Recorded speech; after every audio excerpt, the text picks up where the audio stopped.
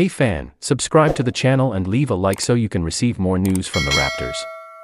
The Golden State Warriors may emerge as a player in trade talks involving Kelly Olynyk as the NBA trade deadline approaches early next month. The Warriors were reportedly interested in Olynyk last season before the Utah Jazz traded him to the Toronto Raptors in a multiplayer deal last February.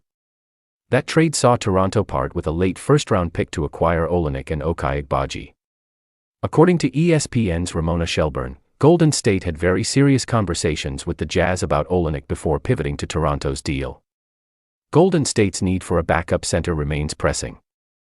With just over 3 weeks until the deadline, they are expected to be active in pursuing roster upgrades early next month. They've been linked to Vucevic. Robert Williams is a good name. Kelly Olynyk was someone that the Warriors almost traded for at last year's trade deadline, Bleacher Report's Jake Fisher reported on a recent video stream.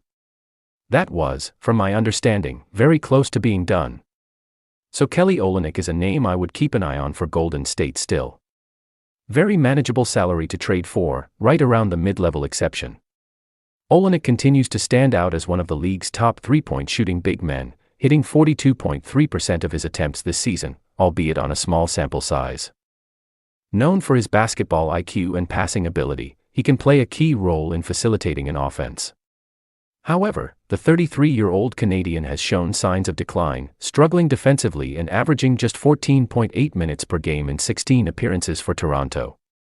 Olynyk's contract, a 2-year, $26.3 million deal, is relatively manageable.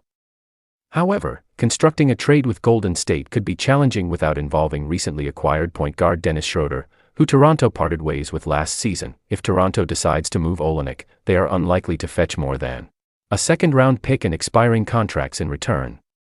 Hey fan, do you think the Raptors should trade him? Give your opinion.